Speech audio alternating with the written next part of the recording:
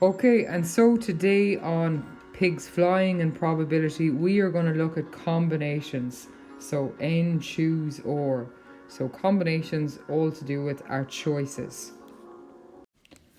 Okay, so we're going to look at combinations. So we've already looked previously at permutations, and we see, for example, with permutations, that if we had 7 members in a club, so we're going to call them A, B, C, D, E, F, and G. So there's our 7 members. And say if we want to pick 3 people from the club to make up a team, well, we know already that we could have 7 times 6 by 5 different ways of arranging the team, the possible 3 candidates. So we have done that. In our previous video, we've written it as 7p3, and we can do that on the calculator, or we could have just multiplied it out like this, or said that's the same as 7 factorial divided by 4 factorial. And it would have given us an answer of 210 ways of arranging. Okay, so that's what we've done in our permutations video. Of arranging 3 players. Okay, now, so that's the first bit. However, say for example, I'm just going to group that together. So for example there, that gives us a combination. We could have ABC, we could have ACB, we could have BAC, BCA, we could have CAB, and we could have CBA. So that's 6 different ways of arranging the same 3 players. But in this section, in combinations, what's really important is that order doesn't matter. So all I want to know is, out of these 7 players, which 3 am I choosing? So in permutations versus combinations, in combinations we see that order doesn't matter, okay? Which means we're always going to have a much smaller number. So to work out what that is in this case, instead of 7p3, this time we're going to have 7 choose 3, and that's the way it's written here. And it's a similar formula, well, slightly different. In order to make it the way it is, we have the first part the same, the 7 factorial over 4 factorial. And this time, to remove the fact that the order doesn't matter, we would divide here by 3 factorial, because we can see there's 3 different ways, 3 factorial ways of arranging this, 6 different. So if we multiply that out, it gives us 35 different choices. Okay, so this is the essence of combinations. So order doesn't matter, that's the first thing. Whereas order did matter here, we wanted to include all the different orders when it comes to permutations and arrangements.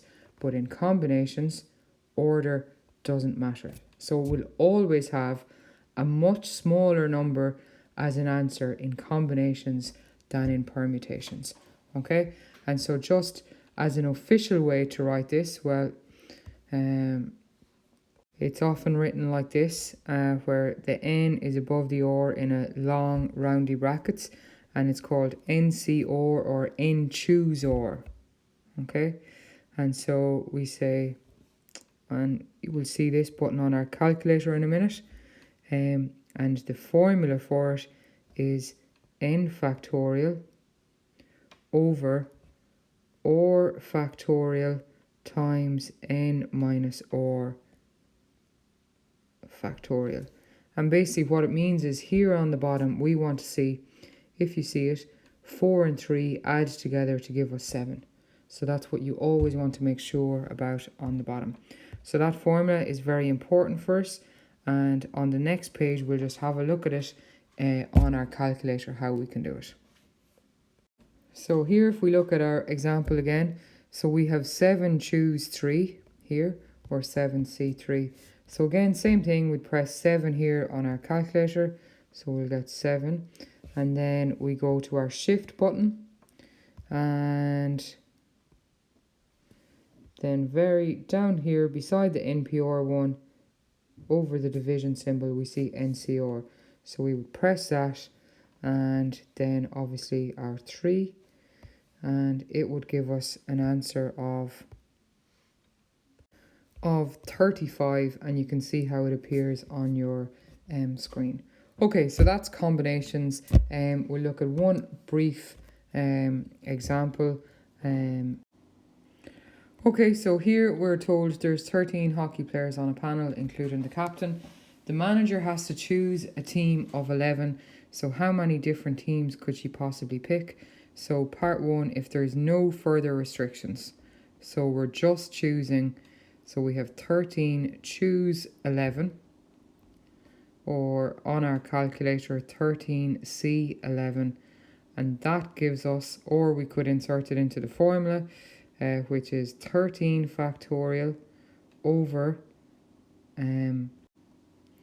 11 factorial, and then so we have 13 take away 11, which gives us 2 factorial. So there's all the different ways of doing it, but if we do it on our calculator, we will get an answer of 78 different choices.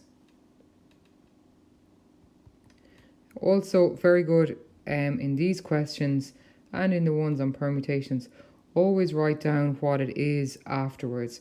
Is it a choice or is it arrangement? And it will help us to be more correct as well. Okay. These are the most common mistakes that people get confused. Is it an arrangement that you're being asked, or is it a choice? Okay. And here we can see obviously very carefully the wording in the question helps us. Okay, so in part 2, we're told there is a restriction. The captain has to be included in the 11, which means now instead of looking for 11 players, I'm looking for 10, and it is out of a panel of, instead of 13, it's 13 minus 1 for the captain, which gives us 12, choose 10. So again, 12C10, which is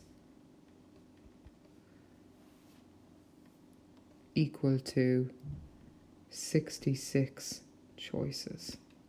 Okay, and that's our answer there. Okay, just interestingly enough, if I had this, instead of writing 12 choose 10, I want you to try this one on your calculator. 12 choose 2, and see what does it produce.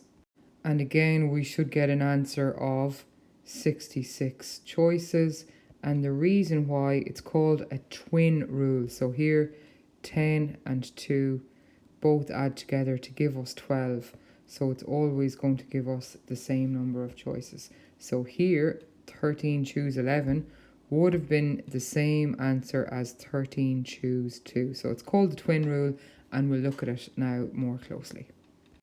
And basically the twin rule simply states that n choose or is the exact same as n choose n minus or.